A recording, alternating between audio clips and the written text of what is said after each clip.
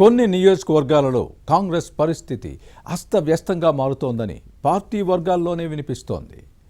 ఇన్ఛార్జీలు ఏకపక్షంగా వ్యవహరిస్తున్నారని నేతల్లో అసంతృప్తి వ్యక్తమవుతోంది. ప్రధాన ప్రతిపక్షం బలంగా ఉన్న ఓ స్థానంలో ఇలాంటి పరిస్థితి కాస్త ఎక్కువగానే ఉందని అంటున్నారు. హస్తం పార్టీ ఇన్ఛార్జ్ ఏకపక్ష నిర్ణయాలతో మిగిలిన నేతలు విసిగిపోయారా? ఇన్ఛార్జ్ మినిస్టర్కు ఫిర్యాదు చేసినా పట్టించుకోలేదా? టీపీసీసీ దృష్టికి తీసుకువెళ్లిన పరిస్థితి మారకపోగా మరింత దిగజారిందా? ఇంతకీ ఏ నియోజకవర్గంలో ఈ పరిస్థితి ఉంది? ఎవరా ఇన్ఛార్జ్? ఏంటైన వ్యవహారం? Was the story?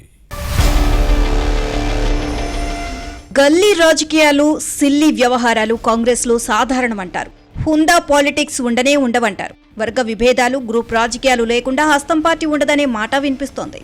ఇది పార్టీకి నష్టమని తెలిసినా పరిస్థితిని చక్కదిద్దే ప్రయత్నం చేయకపోవడం విమర్శలకు తావిస్తోంది. పోతే పోయేది పార్టీయే కదా అని ఎవరికి వారు మిన్నకుంటిపోతారు అన్న విమర్శలు ఉన్నాయి. సిద్దిపేట కాంగ్రెస్లో ఇవి కాస్త ఎక్కువగానే కనిపిస్తున్నాయి.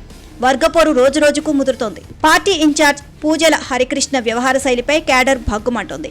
కొంతకాలం క్రితం వరకు 10 మంది లేని పార్టీలో 3 గ్రూపులు, 6 వర్గాలు అన్నట్లుగా పరిస్థితి ఉండేది. మారుతున్న రాజకీయాల్లో గతంలో విడిపోయిన నేతలంతా ఇప్పుడు ఒక్కటవుతున్నారు. సిద్దిపేట కాంగ్రెస్ ఇన్ఛార్జ్ హరికృష్ణ వ్యవహార శైలిని బాహాటంగానే విమర్శిస్తున్నారంటే హస్తం పార్టీలో వర్గపోరు ఏ స్థాయిలో ఉందో అర్థం చేసుకోవచ్చు. బీఆర్ఎస్ మాజీ మంత్రి హరీష్ రావు బలమైన ప్రత్యర్థి ఉన్న సిద్దిపేటలో విపక్షంపై ఐక్యంగా పోరాడాల్సింది పోయి సొంత పార్టీ నేతలే తరచూ కీచులాటలతో ప్రజల్లో పార్టీ పలచనవుతోంది. పార్టీ నేతలను ఇన్ఛార్జ్ పట్టించుకోవడం లేదని క్యాడర్ ఆగ్రహంగా ఉంది.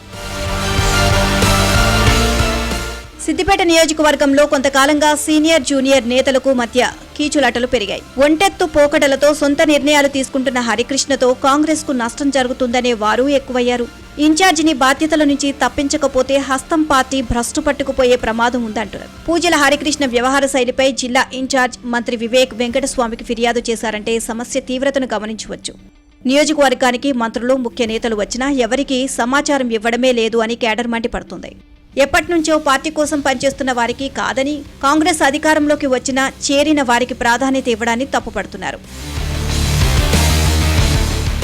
ఇందిరమ్మ ఇళ్ల లబ్ధిదారుల ఎంపికలో పూజల హరికృష్ణ ఎవరి అభిప్రాయాలను పరిగణలోకి తీసుకోకుండా సొంత నిర్ణయాల ప్రకారం నడుచుకుంటున్నారు అన్న విమర్శలు ఉన్నాయి. సిద్దిపేట మున్సిపాలిటీకి త్వరలో ఎన్నికలు జరిగే అవకాశం ఉంది. బీఆర్ఎస్ ఎప్పటినుంచో పాతుకుపోయింది. బీజేపీ కొద్దిగా బలంగానే ఉంది. ఈ 2 పార్టీలను తట్టుకుని కాంగ్రెస్ ను గెలిపించాల్సిన ఇన్ఛార్జ్ హరికృష్ణ సొంత వ్యాపకాలతో పార్టీని పట్టించుకోవడం లేదని అసంతృప్తి వ్యక్తమవుతోంది. ఇందిరమ్మ ఇళ్లతో సహా సంక్షేమ పథకాల లబ్ధిదారుల ఎంపికలో కాంగ్రెస్ కోసం కష్టపడిన వారికి బాధ్యతలు అప్పగిస్తే ఓటు బ్యాంకు పెరిగే అవకాశం ఉంటుంది అన్నది సీనియర్ల సూచన. కానీ సిద్దిపేట కాంగ్రెస్ ఇన్ఛార్జ్ హరికృష్ణ ఇందుకు భిన్నంగా వ్యవహరిస్తూ బీఆర్ఎస్ నేతలకు మద్దతు ఇస్తున్నారు అన్న ఫిర్యాదులు ఉన్నాయి.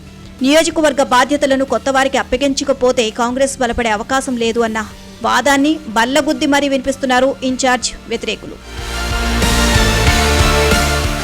సిద్దిపేట కాంగ్రెస్ ఇన్ఛార్జ్ పూజల హరికృష్ణ వైఖరితో విసిగిపోయిన నేతలు ఇటీవల సమావేశమై పార్టీకి జరుగుతున్న నష్టంపై చర్చించారు.